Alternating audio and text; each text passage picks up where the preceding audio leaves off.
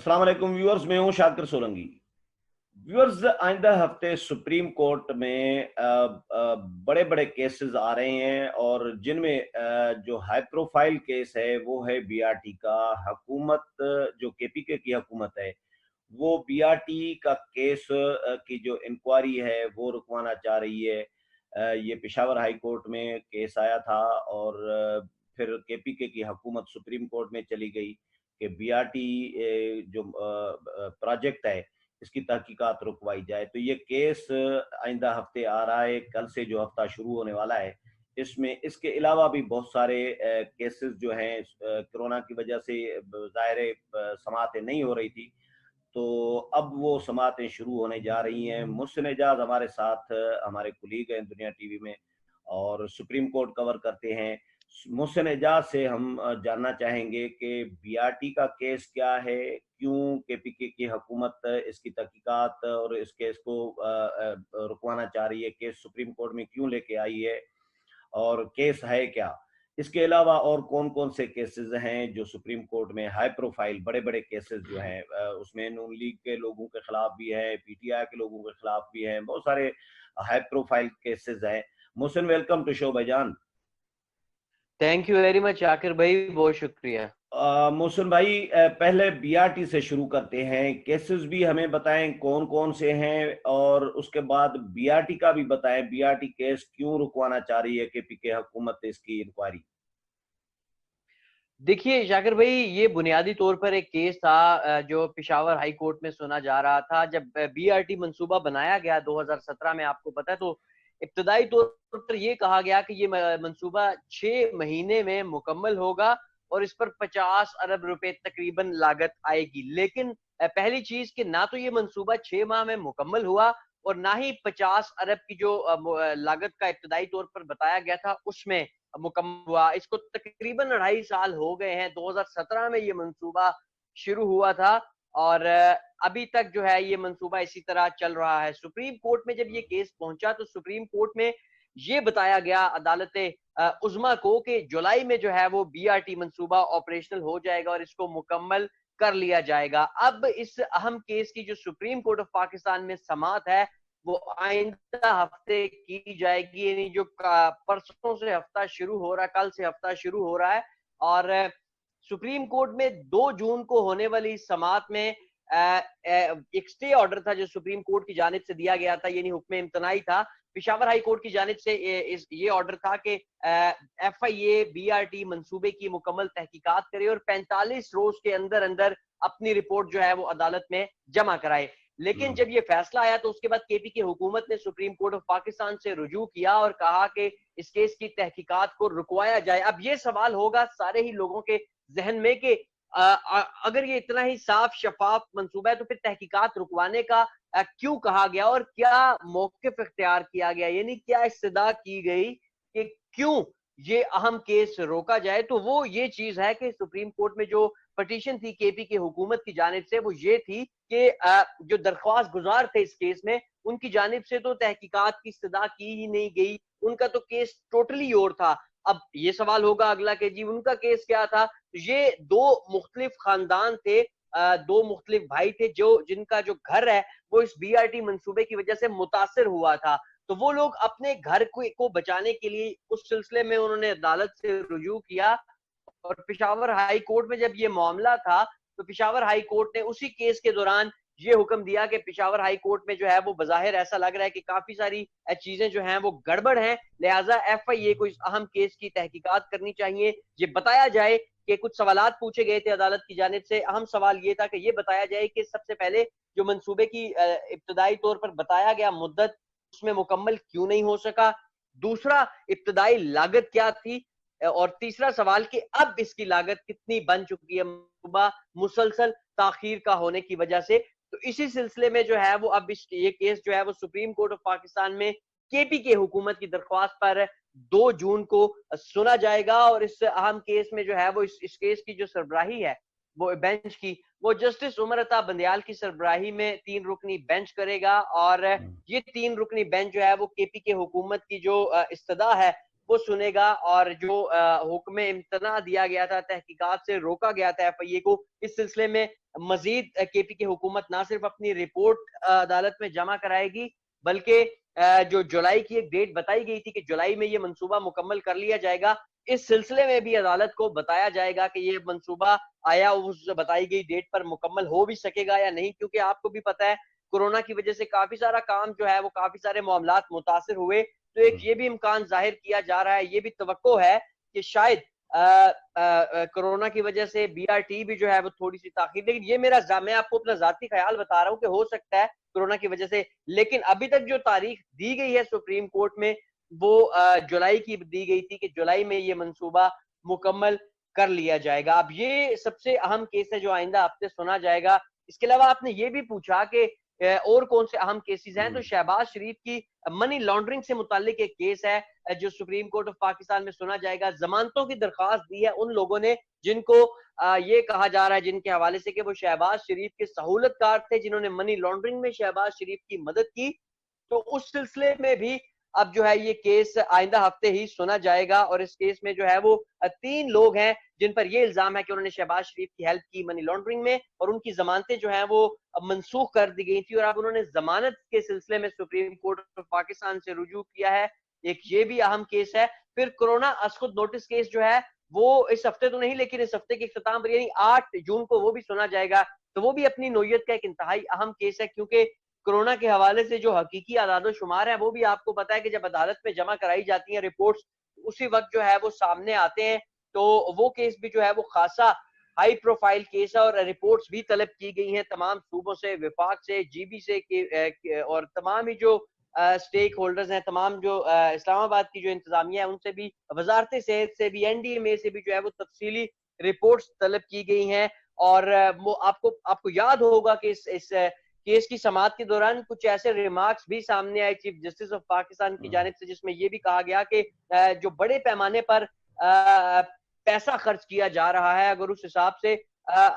لوگوں پر خرچ کیا جاتا جس حساب سے بتایا گیا ہے کہ کورونا پر اخراجات آئے ہیں، اس حساب سے کورونا کا ہر مریض جو ہے وہ اسے لاکھ پتی ہو جانا چاہیے، تو اس طرح کے ریمارکس بھی اہم سامنے آئے ہیں، اور چیف جسٹس نے کافی سارے سوالات بھی رکھے تھے، تو اس سلسلے اب رپورٹس بھی جمع کرانی ہے این ڈی ایم اے نے، وزارت صحت نے، صوبہ نے، وفاق نے، اسلام آباد کی شہری انتظام جو اسلام آباد شہر کی انتظامیہ ہے اس نے، تو یہ کیس بھی جو ہے وہ خاصی اہمیت کا حامل ہے، اور اب سپریم کورٹ آف پاکستان آئندہ ہفتے جو ہے وہ اہم کیسز سن رہی ہے۔ اچھا محسن، یہ جب پی ٹی آئی خود کہہ رہی ہوتی ہے کہ بھائی ہم تو دودھ کے دلے ہوئے ہیں، ہم تو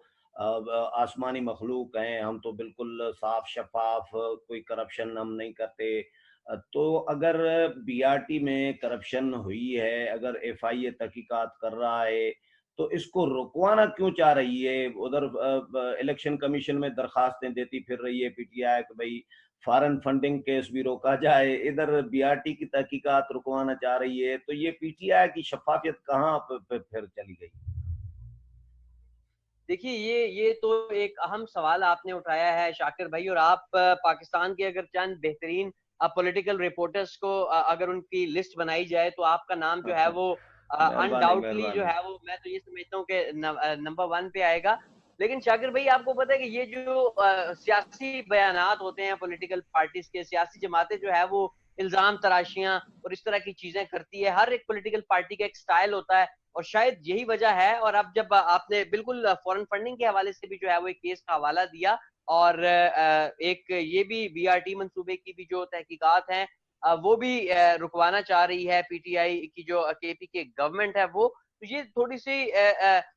چیز جو ہے وہ لوگوں کے لیے ہضم کرنا مشکل ہے کہ ایک طرف ایک جماعت کا موقف ہے کہ جی کرپشن نہیں ہونی چاہیے یا ایسے معاملات نہیں ہونے چاہیے، تو پھر وہ خود ہی کیوں رکوانا چاہ رہی ہے؟ تو مجھے تو یہی سمجھ آتا ہے، آپ میرے سے زیادہ پولیٹیکل معاملات سمجھتے ہیں، لمبے عرصے سے کور کرتے ہیں، اور ان سیاستدانوں کے ساتھ بھی پورا دن آپ کا اٹھنا بیٹھنا ہوتا ہے، پارلیمنٹ میں آپ کا زیادہ وقت گزرتا ہے، تو آپ کو پتہ ہے کہ سیاسی بیانات ہوتے ہیں اور سیاسی بیانات کو سیاسی ہی سمجھنا چاہیے۔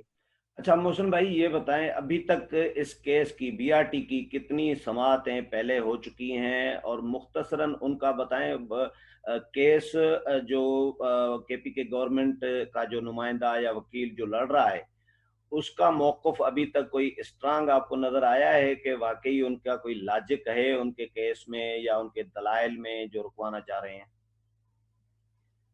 دیکھیے ابھی تک یہ موقف اختیار کیا گیا ہے جو پریئر ہے اس پٹیشن میں، جو استدعا ہے وہ یہ ہے کہ جو درخواست گزار تھے جس کیس کے سلسلے میں یہ فیصلہ دیا گیا، اس نے اس تحقیقات کی کوئی درخواست، کوئی استدعا، کوئی پٹیشن نہیں تھی کی، اس وجہ سے جو ہے وہ اس کو تحقیقات سے ایف آئی اے کو روکا جائے۔ درخواست گزاروں کا موقف جس طرح کہ میں نے آپ کو ویڈیو کے آغاز میں بھی بتایا کہ یہ تھا کہ آپ ان کے گھر کا مسئلہ تھا، وہ راستے میں آ رہا تھا بی آر ٹی منصوبے کے، اس سلسلے میں ایک کیس تھا، اور جب وہ کیس عدالت میں سنا جا رہا تھا تو پھر اس کیس کے دوران جو ہے وہ یہ معاملہ نکلا۔ ابھی تک جو آپ نے یہ پوچھا کہ اس کی کتنی سماعتیں ہوئی ہیں، تو ابھی تک اس کیس کی سپریم کورٹ آف پاکستان میں صرف 3 سماعتیں ہی ہو سکی ہیں، کیونکہ یہ معاملہ بیسیکلی لنک کرتا ہے پشاور ہائی کورٹ سے، اور اس کیس سے جو عدنان آفریدی اور دیگر نے کیا تھا اپنے گھر کے سلسلے میں، اپنے گھر کو آپ کہہ سکتے ہیں کہ ان کا گھر راستے میں آ رہا تھا، گھر کو بچانے کے لیے، تو اس کیس میں یہ آیا۔ تو زیادہ تر یہ معاملہ جو ہے یہ پشاور ہائی کورٹ میں ابھی تک سنا گیا ہے، سپریم کورٹ میں ابھی تک اس ویسے کی ویسے مختصر 3 سماعتیں ہوئی ہیں۔ ہاں، ویسے محسن بھائی ایک بات میں بھی آپ کے ساتھ شیئر کروں کہ پیپلز پارٹی کے پی کے کی جو قیادت ہے صوبائی، انہوں نے اسلام آباد آ کر چیئرمین نیب کو جسٹس جاوید اقبال کو بھی درخواست دی تھی، میں کور کرنے گیا تھا اور انہوں نے میڈیا ٹاک بھی کی تھی نیب ہیڈ کوارٹر کے باہر، اور انہوں نے درخواست یہ دی تھی کہ بی آر ٹی میں بڑے پیمانے پر کرپشن ہوئی ہے، اتنے کا منصوبہ تھا اور 100 ارب روپے سے یہ زیادہ چلا گیا ہے، مطلب یہ 10 گنا 20 گنا اس کی قیمت بڑھ گئی ہے، تو یہ اس کی تحقیقات کرائی جائے۔ جسٹس جاوید اقبال کو چیئرمین نیب کو درخواست دی ہے انہوں نے، پیپلز پارٹی کے پی کے نے، لیکن نیب اس کو ہاتھ نہیں لگا رہا۔ نیب کیونکہ نیب کا کام تو ذمہ داری تو یہ لگ رہا ہوتا ہے، لگ ایسا رہا ہوتا ہے کہ اپوزیشن کے خلاف انکوائری کرنا ہے، حکومتی لوگوں کے خلاف تو چیئرمین نیب خود بھی کہہ چکے تھے، جاوید چودھری نے جو کالم لکھا تھا آپ کو یاد ہوگا کہ چیئرمین نیب کہتے ہیں کہ بھائی حکومت کے لوگوں کو اسی لیے ہم نہیں چھیڑ رہے کہ حکومت گر جائے گی، یہ جاوید چودھری نے لکھا تھا۔ تو یہ ظاہر ہے نیب کو تو درخواست ملی ہوئی ہے، لیکن وہ اس کو بھی تحقیقات نیب بھی نہیں کر رہا، ادھر سے ایف آئی اے کو روکا جا رہا ہے، اگر 2 گھر گرانے والوں نے درخواست دی ہے چاہے، لیکن تحقیقات تو پھر شروع ہی ہو گئی تھی نا۔ آپ کی بات میں سمجھ گیا شاکر بھائی۔ دیکھیں بنیادی طور پر بات یہ ہے، جہاں تک یہ بات ہے کہ نیب ایک طرف کارروائی کر رہا ہے، اس سلسلے میں ہم دیکھ رہے ہیں کہ آپ کو پتا ہوگا نور الحق قادری صاحب جو ہیں وہ ان کے خلاف بھی تحقیقات کا آغاز کر دیا گیا ہے، وہ ایک وفاقی وزیر ہیں، ان کے ساتھ ساتھ تحقیقات کا آغاز ہوا ہے غلام سرور خان کے یہ ابھی خلاف بھی، وہ یہ بھی ایک میری وفاقی جان وزیر ہے۔ میری جان یہ ابھی ہوا ہے، 1 ہفتہ 10 دن ہوئے ہیں اس کو، اس پہ میں پروگرام کر چکا ہوں کہ اب ہواؤں کا رخ تبدیل ہونے لگا ہے۔ جو چیئرمین نیب نے کہا تھا حکومتی وزراء اب ان ریڈار پر آنا شروع ہو گئے ہیں، نیب کے ریڈار پر، یہ میں پروگرام کر چکا ہوں، لیکن ہم مجموعی طور پر بات کر رہے ہیں۔ وزیر اعظم عمران خان کے خلاف نیب میں انکوائریاں پڑی ہوئی ہیں، ہیلی کاپٹر استعمال کرنے کی، یا پرویز کھٹک ہیں، عاطف خان ہے، اسپیکر قومی اسمبلی اسد کے سر کا معاملہ بھی تھا، فردوس عاشق اعوان کے خلاف انکوائری بند پڑی ہوئی ہے، بہت سارے اور لوگ ہیں پی ٹی آئی کے جن کے خلاف انکوائریز دفن ہیں، بند پڑی ہوئی ہیں، فائلیں موو نہیں ہو رہی، فائلیں نہیں کھل رہی نیب میں، یہ نیب کے لوگ خود مان رہے ہیں اور چیئرمین نیب مان رہے ہیں کہ بھئی حکومتی لوگوں کے خلاف انکوائری اس کے لیے شروع نہیں کر رہے کیونکہ حکومت گر جائے گی۔ یہ تو اب بھی کام شروع کیا ہے نا فرض کریں، لیکن مجموعی طور پر پی ٹی آئی کے لوگوں کو نہیں چھیڑا ابھی تک نیب نے۔ کسی حد تک آپ کی بات شاکر بھائی درست ہے، اس طریقے سے نہیں جو ہے وہ آپ ٹھیک کہہ رہے ہیں کہ موجودہ جو حکومت کے لوگ ہیں، لیکن کافی تحقیقات بھی ہوئی ہیں۔ اب وہ نیب کا معاملہ ہے، اور نیب کا معاملہ جو ہے وہ کچھ نیب بھی بہتر بتا سکتی ہے۔ ہم تو سپریم کورٹ کے حوالے سے میں آپ کو یہ بتا دوں، سپریم کورٹ میں بھی آپ نے سابق چیف جسٹس آصف سعید کھوسہ کے بھی کئی اہم ریمارکس، جو باتیں آپ کر رہے ہیں ان کے بھی ریمارکس جو ہیں وہ نیب کے حوالے سے بڑے سخت ہوا کرتے تھے۔ انہوں نے کئی دفعہ یہ کہا اپنی سماعت کے دوران کہ نیب جو ہے وہ کچھ بھی نہیں کر پاتا، نیب تحقیقات مکمل نہیں کر پاتا، نیب جو ہے وہ اس کی انویسٹیگیشن کمپلیٹ نہیں ہوتی، نیب جو ہے وہ اس طریقے سے کیس تیار نہیں کر پاتا، 20 سال گزر جاتے ہیں اور جو لوگوں کے ساتھ جو ہے وہ ان پر کیس ثابت نہیں ہو سکتا۔ تو اس طرح کی چیزیں عدالت میں بھی روزانہ ہی کوئی نہ کوئی نیب سے متعلقہ کیس سپریم کورٹ میں सुना जाता है, जमानतों से मुतालिक केस सुना जाता है, नैब ने जो लोग पकड़े होते हैं, फवाद हसन फवाद का, शहबाज शरीफ का,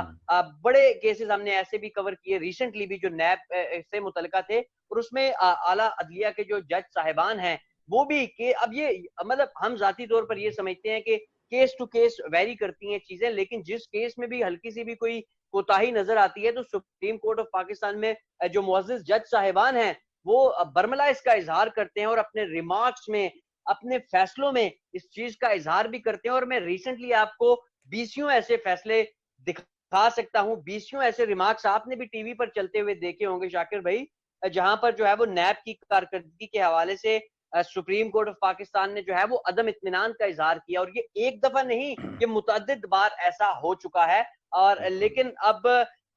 मैं इसलिए ये बात ओवरऑल नहीं कर सकता कि जी ओवरऑल तमाम ही केसों में ऐसा है, क्योंकि हम केस टू केस मुख्तलिफ चीजों को कवर कर रहे होते हैं, लेकिन जहां भी हल्का सा फ्लॉ नजर आता है तो इसका बर्मला इजहार किया जाता है सुप्रीम कोर्ट ऑफ पाकिस्तान में, और जज साहिबान मुतअद्दिद बार ये बात कह चुके हैं चलें, कि बहुत शुक्रिया उनको जो है वो मोहसिन तहकीकात भाई। पर इत्मीनान नहीं। मोहसिन भाई बहुत शुक्रिया। मोहसिन भाई, व्यूअर्स, मोहसिन भाई की बातें आपने मोहसिन एजाज की सुनी, और हम कोशिश करेंगे जब ये केसेस